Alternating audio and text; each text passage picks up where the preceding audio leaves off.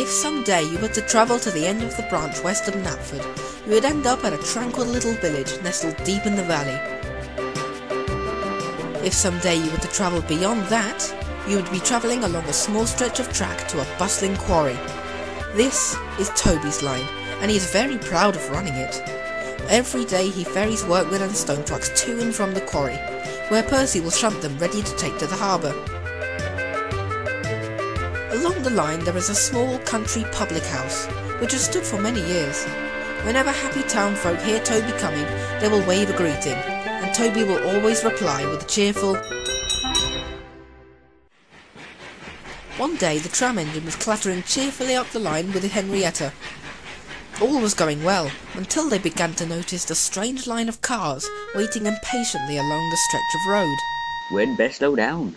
Not sure what's happening though. They found a car stretched across the track, with a large dent in the side. Appropriately, they came to a stop. Whatever's happened here?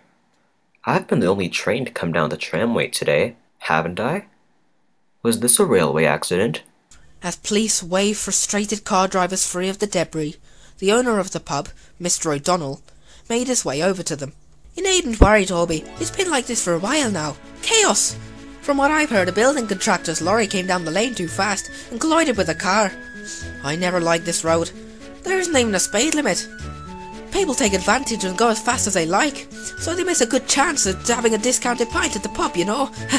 Oh, and it causes accidents too. That point's already been proven." Oh dear. How is your pub then, Mr. O'Donnell? "Not well, I'm afraid, Toby. We're not running at a profit like we used to. I try every idea I can, but I don't think there's any way I can keep the business running. My father ran this pub before me, and my grandfather before him, but give it a month or two and I think I'll have to close the place down." I'm sorry to hear. I didn't know that finance was such an issue. I'm sure you'll be able to keep the place running given time. After that, you'll be able to have a good laugh about it, I'm sure. Oh, and I hope so too, Toby lad. Anyways, that time's not now. You'd best be off. They've cleared the path for you.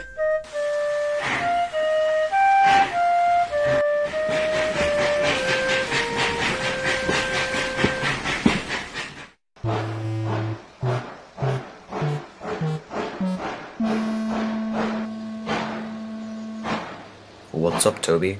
You seem upset. Oh, it's the pub, Thomas. It may have to close down. I hope it doesn't. It'll be so quiet without it. I wouldn't speak so soon. What with this building nonsense taking place up the lane, all I've heard for the past hour is car horns, woodcutters, and jackhammers. It's driving me mad. What are you doing here anyway, Thomas? Aren't you supposed to be down at Elsbridge by now? Low steam pressure. Had to be booked back on shed. It's so cold sitting here, and I can't even get a peaceful sleep. Days yet to take my train. Oh, you'll survive it. I just hope that pub can do the same.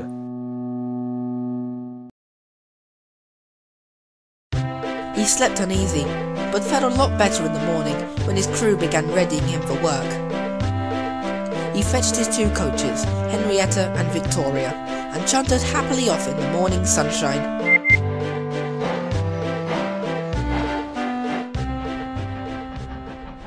Apart from the chatter from the workmen, there wasn't a sound to be heard, but that was all about to change. Driver, did you hear that noise? It was the sound of a motor engine. The driver looked around, but couldn't see the lorry that was hurtling towards them. Cautiously, he put his hand on the brake lever, but by then, it was too late to act. Perhaps startled by Toby's presence, the driver swerved violently, but it was too late. Toby's brakes screeched to a halt as the two vehicles collided. Ouch! That hurt. Yelled Toby as he crawled to a stop, which the lorry did not so easily do. Out of control, it screeched straight into the old pub, causing a severe crash through the wall. The crew and some of the workmen jumped down and quickly rushed over to the wrecked lorry. Together they managed to haul the driver out of the wreckage, through the space where the pub used to stand.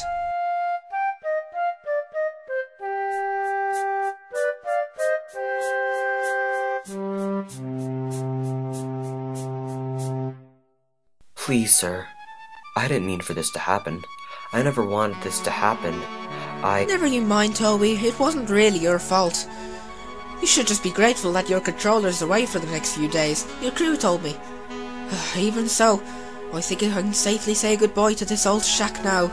I've not got the money to refund repairs. What with this recession and all, I'll have to close up shop. Please don't do that, sir. I'd never live down the guilt if you did that. Guilty or not, old boy, I think it's what'll have to be done. You'd best be get back to the sheds now and have your front mended, Toby. I'll see what I can do.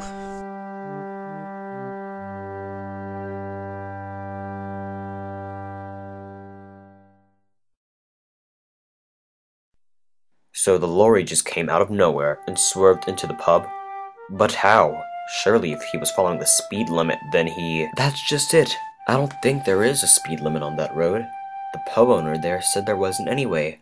I can't help but think this is all my fault, though. Quite a coincidence that this has all happened the morning after you told me the pub was due to close down. Surely there's something we can do. The engine thought, but could only summon a coal bunker of ideas to help the build repair costs. Why don't we sell some things to raise money? What's a steam engine going to sell to make that amount of money? A picture of us with our buffer mark on its signature? Then how about a competition? Maybe. That's not a bad idea. Why don't we sell some old metal for scrap? That might bring a bit of money. Yes, and you'll be the first thing to go. That's a terrible idea, Percy. We need ideas that will bring in a lot of money, not a few pennies. Anyway, what if we hand out leaflets and posters? Edward did that for the vicarage fair, and it worked quite well as far as I heard. Yes, if we put notices on the seats of the coaches and in the booking hall, everyone will know. Surely there's someone who can help. So it was set, and the very next day a stack of posters were being decorated all around the yards. Fortunately, Thomas had recovered from his steam pressure issue and cheerfully backed down on his morning train, where he found Mr. O'Donnell waiting on the platform. Good morning, sir. What do you think? Oh, it's all very good, Thomas, and I'm very grateful you're trying to spread a notice, but I don't think donations alone will be able to save the pub. Worth a try, Mr. O'Donnell. We'll just have to see what happens. Toby told me about what happened yesterday. I'm sorry to hear it. You needn't be. But you can give me a ride up to Knapford, please. I'll be meeting with an estate agent there. Do you mean you're moving house, sir? I'm afraid so, Thomas. I cannot afford to keep the old pub now. I'll just have to turn a new leaf somewhere else.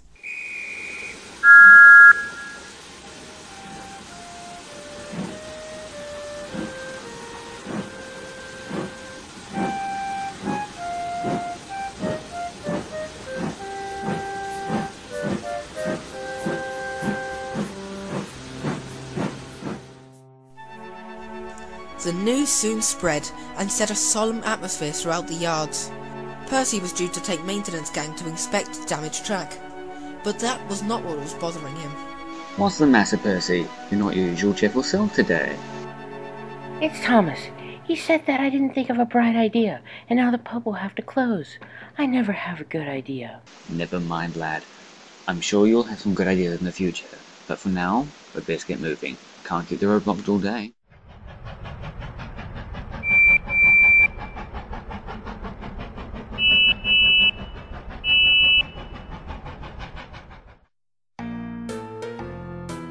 It was a slow trip, making stops every so often, inspecting points, sidings, crossings and corners, and Percy nearly dozed off. He was just shutting his eyes when a sudden screech broke the silence. Percy awoke with a start to see the sight of a lorry recklessly rushing down the lane.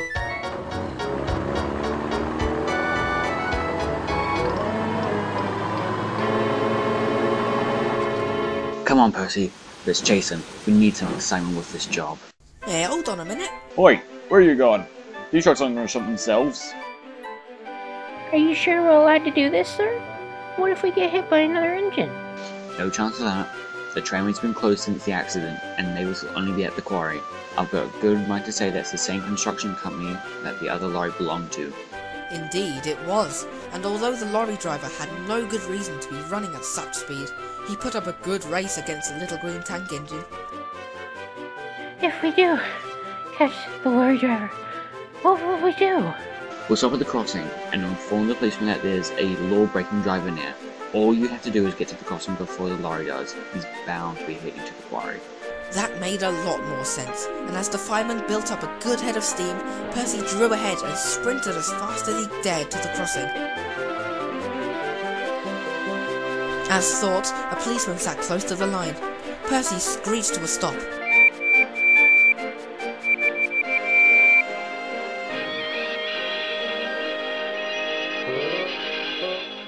Excuse me, officer. The crew explained the situation before the policeman could argue that Percy was running too fast. Taking advantage of road safety, you say? Right. We'll soon settle that. Leave that to me. It was within a few moments later that the lorry driver was ordered to pull over by the policeman. I wouldn't speed an officer. There ain't a limit on that road, you know. Is that so?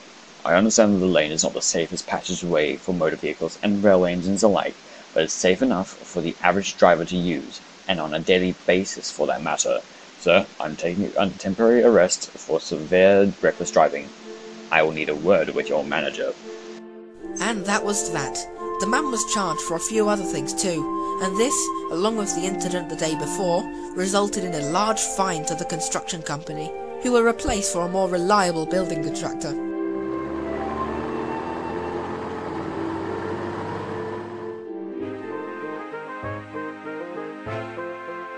A few days later, Percy rolled into the station to find Toby taking on water. Glad to see you're back to your cheerful self again. You'll never guess what. Driver said that the policeman said that the local council said that they were willing to offer the money the construction company was fined to Mr. O'Donnell in the pub. Well, that's unrealistic. How does that work out? How should I know? Do I look like I'm part of the council? You certainly deserve to be. What you did to stop that lorry the other day sure proved that although you don't always have the right ideas, you've got courage and bravery for sure. Anyway, I think that money will be enough to fix the old pub. We'd best tell Mr. O'Donnell about this. That is excellent news! This means I won't have to close the place down anymore! Don't get too overexcited, Mr. O'Donnell. You'll have people coming round to see just how much money is needed for repairs, and I think the council are leaving a bit of money to place new speed warnings in the streets. Ah, thank you, Toby. Thank you so much. And say thanks to Thomas and Percy too. That pub means the world to me, and I'll be more than happy to supply free drinks to your crew any time. Oh, and new engines too if you're allowed alcohol. You're more than 70 years old now. I'm sure it's legal. As it should, things turned out alright in the end. The pub was rebuilt after the construction company had finished their work. Speed signs were set up along the line, and there wasn't another accident for many years.